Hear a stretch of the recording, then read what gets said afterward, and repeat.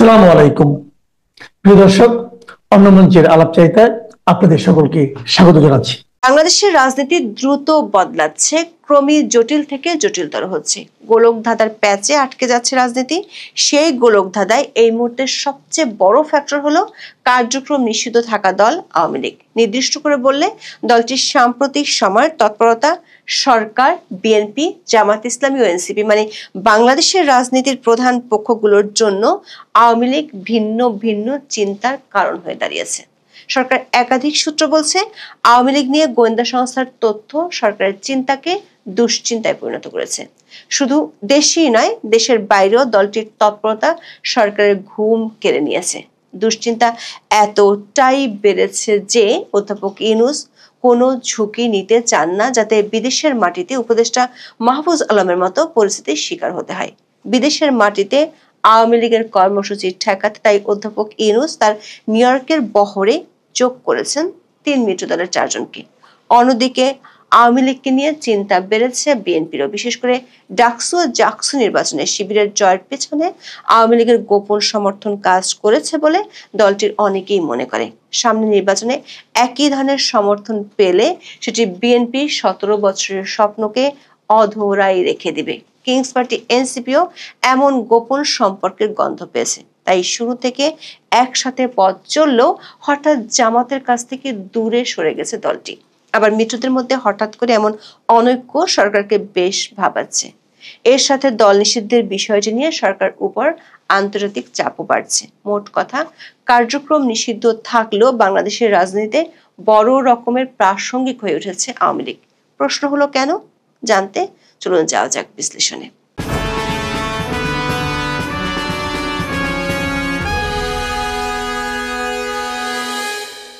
গোয়েন্দা সংস্থাগুলো থেকে সরকার আওয়ামী লীগকে নিয়ে যে তথ্য পেয়েছে তাতে সরকারের চিন্তা বহু গুণ বেড়েছে।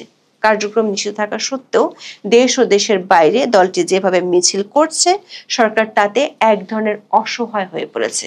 ১৪ সেপ্টেম্বর রাতে ঢাকায় দেশের আইন শৃঙ্খলা পরিস্থিতি নিয়ে উপদেষ্টা পরিষদের কোর কমিটির একটি বৈঠক হয়। স্বরাষ্ট্র উপদেষ্টা জাহাঙ্গীর আলম চৌধুরীর সভাপতিত্বে আয়োজিত ওই সভায় একাধিক উপদেষ্টা নিরাপত্তা বাহিনীর কর্তাদের কাছে জানতে চান, আওয়ামী লীগের কার্যক্রম নিষিদ্ধ তাদের ছাত্র সংগঠন ছাত্রলীগ, তাহলে ঢাকা সহ বিভিন্ন শহরে তারা কি করে মিটিং মিছিল করতে পারছে?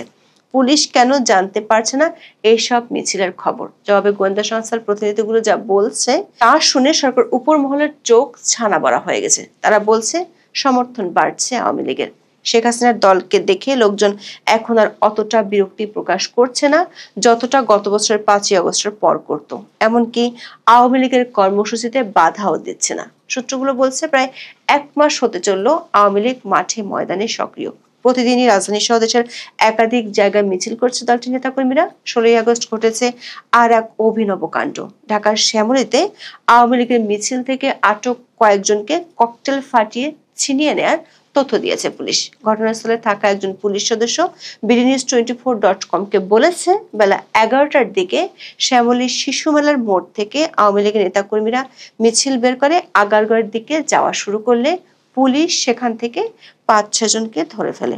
এরপর পেছন থেকে আওয়ামী লীগের আরেকটি দল ২৫ থেকে ৩০টি মোটরসাইকেলে করে এসে কয়েকটি ককটেল ফাটিয়ে পুলিশের কাছ থেকে আটকদের টেনে হিঁচড়ে ছাড়িয়ে নিয়ে যায়।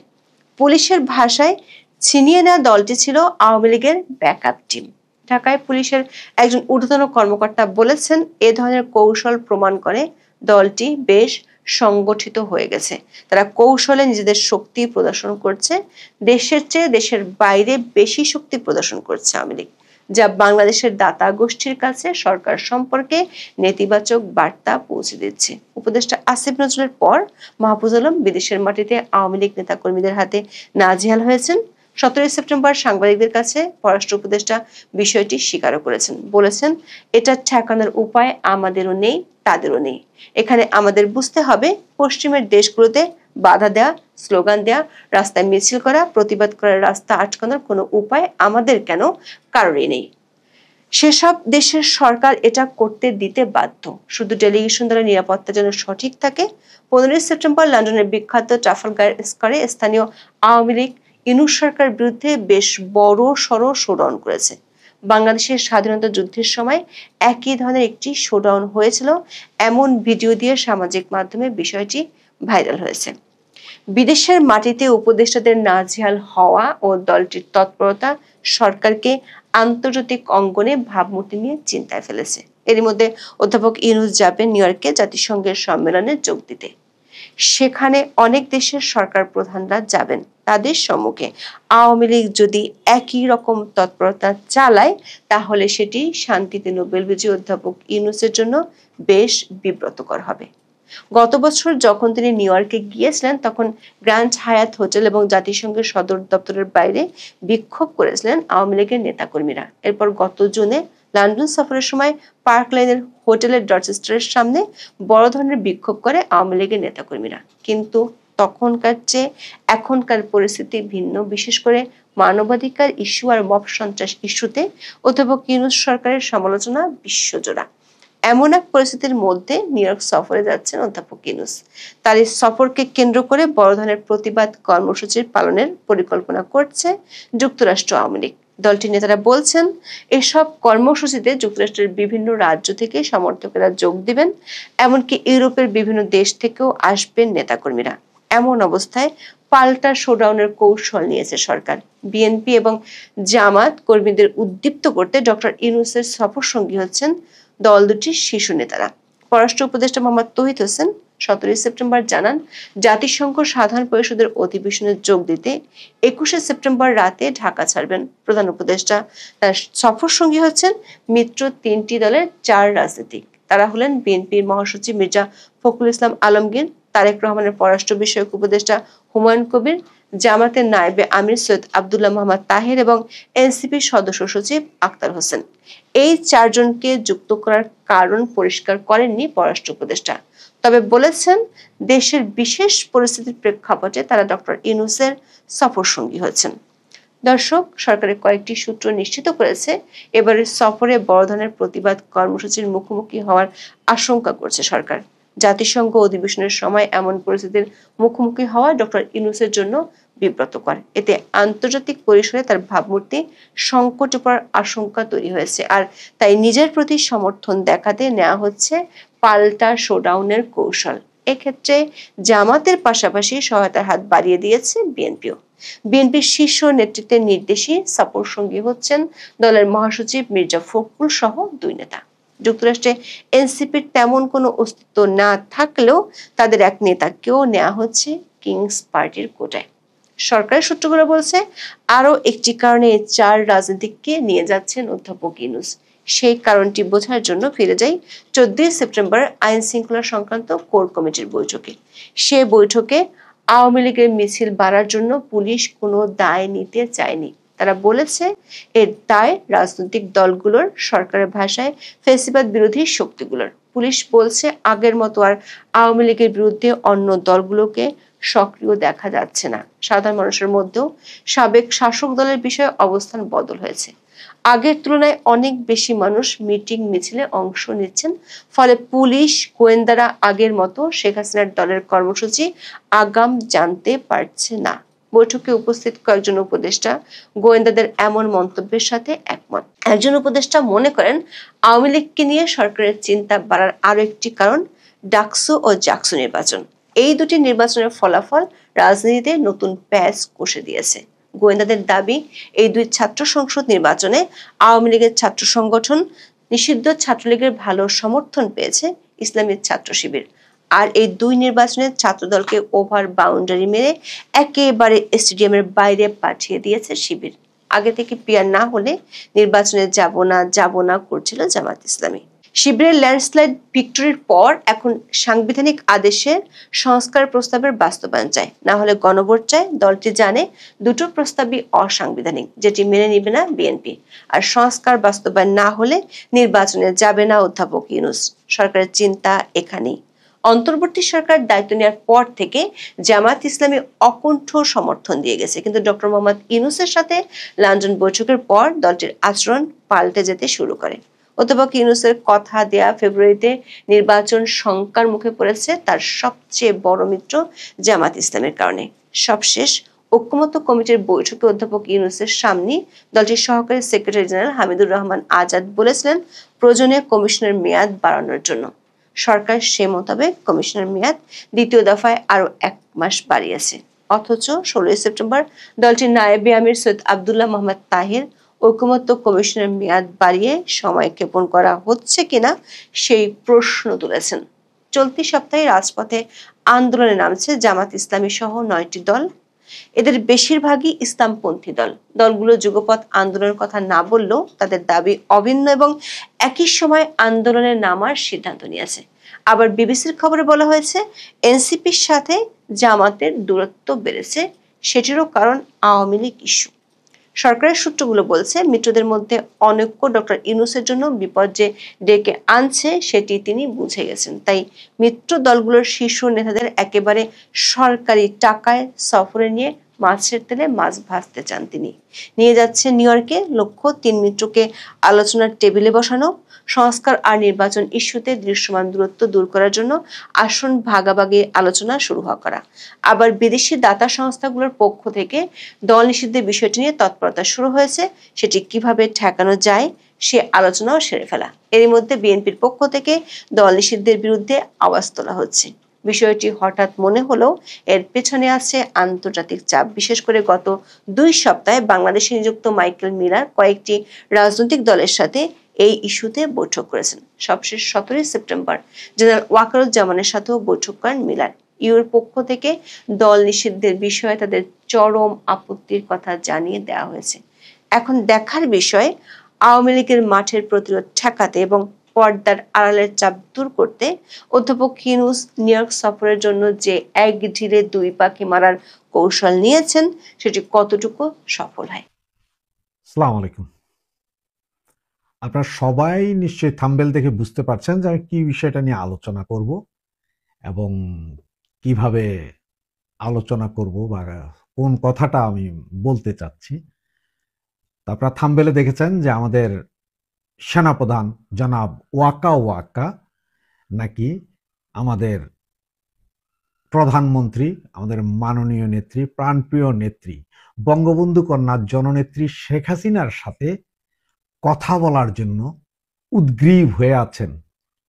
খবরটা আসলে আমি আরো একদিন আগে পেয়েছিলাম, কিন্তু শিওর হতে পারিনি যে আসলে কি এটা কি ফলস নিউজ নাকি নিউজ, সত্য নিউজ তা জানার জন্য সর্বশেষ গত 1 ঘন্টা আগে আমি যতটুকু জানতে পারলাম তাতে হচ্ছে যে আমাদের এই সেনাপ্রধান তিনি নাকি আমাদের প্রধানমন্ত্রী, মাননীয় প্রধানমন্ত্রীর সাথে কথা বলার জন্য ইন্ডিয়ার সামরিক বাহিনীর প্রধানেরকে ফোন দিয়েছিলেন এবং ফোন দিয়ে উনি বলেছেন যে যে কোনো উপায়ে হোক, যে কোনো ভাবে হোক তাকে যাতে আমাদের মাননীয় প্রধানমন্ত্রী বঙ্গবন্ধু কন্যা শেখ হাসিনার সাথে অন্তত 1টা মিনিট কথা বলার সুযোগ করে দেয়। কারণ ওনার কাছে নাকি যে সমস্ত নাম্বার আছে সেই সমস্ত নাম্বারে উনি অনেক ট্রাই করেছেন কিন্তু কোনো কাজ হয়নি। সর্বশেষ উনি নাকি ইস্তোনিয়ার একটা নাম্বার, ইস্তোনিয়াটা আসলে হচ্ছে যে এটা আপনার ইস্ট ইউরোপের দিকে, ইউরোপ থেকে ইস্ট ইউরোপের দিকে, ইস্টোনিয়া, লাটভিয়া, লাতভিয়া এগুলো। তো ইস্তোনিয়ার একটা নাম্বার থেকে আমি পুরো নাম্বারটা আপনাদের বলছি না, শুধু কান্ট্রি কোডটা বলে দিচ্ছি 372। তো আপনারা অনেকে যারা হয়তো আমাদের মাননীয় প্রধানমন্ত্রীর সাথে কথা বলেছেন বা কথা বলেন তারা হয়তো জানতে পারেন যে এই কোড দিয়ে বা ইস্তোনিয়ার কোনো নাম্বারে আপনারা কথা বলেন কিনা। আমি যেহেতু আজ পর্যন্ত কখনো কথা বলিনি, সুতরাং আমি এই বিষয়টাতে জানি না যে উনি কোন নাম্বার ব্যবহার করেন, কিভাবে ব্যবহার করেন তাও জানি না। আমাদের সেনাপ্রধান নাকি সেই ইন্ডিয়ান সেনা চিফকে বলেছেন যে উনি এই নাম্বারটাতে বেশ কিছু মেসেজ দিয়েছেন। 3 দিন যাবৎ মেসেজ কি সিন হচ্ছে কি হচ্ছে না তাও বোঝা যাচ্ছে না।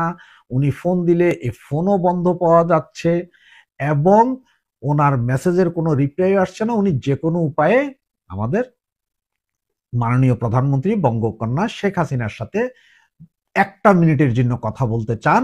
অনেক ভুল বুঝাবুঝি হয়েছে, এগুলা থেকে উনি মুক্তি পেতে চান। উনি নাকি ঘুমোতে পারছেন না এবং আমার যতটুকু মনে হচ্ছে যে এই যে আজকে 120 জন ইউএস সোলজার চট্টগ্রাম শহরে নেমেছেন এবং ওরা বিনা ইমিগ্রেশন কোনো রেজিস্ট্রেশন ছাড়াই আপনার চট্টগ্রামের সবচেয়ে খ্যাতনামা হোটেল, যেটা সারা বাংলাদেশেই খ্যাতনামা এই হোটেলগুলো, এখানে উঠেছেন 120 জন।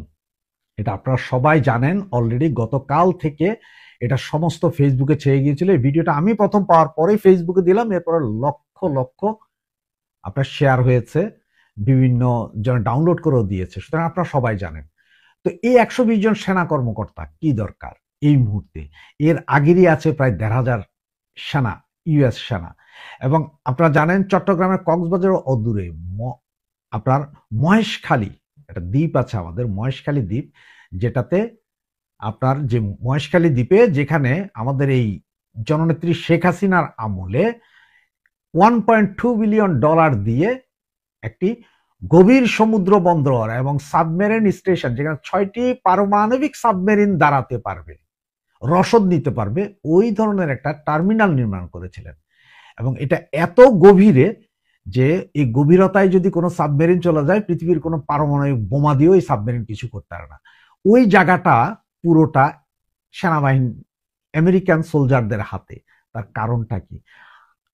আপনাদের কি মনে হয় না যে এইসব কারণে সবকিছু দেখে এবং উনি খুব ভয়ে ভীত হয়েই উনি ফোন দিয়েছেন যে শেখ হাসিনা ছাড়া মনে হয় আর বাঁচার কোনো উপায় নাই, সুতরাং আমি এখন শেখ হাসিনার সাথে কথা বলি।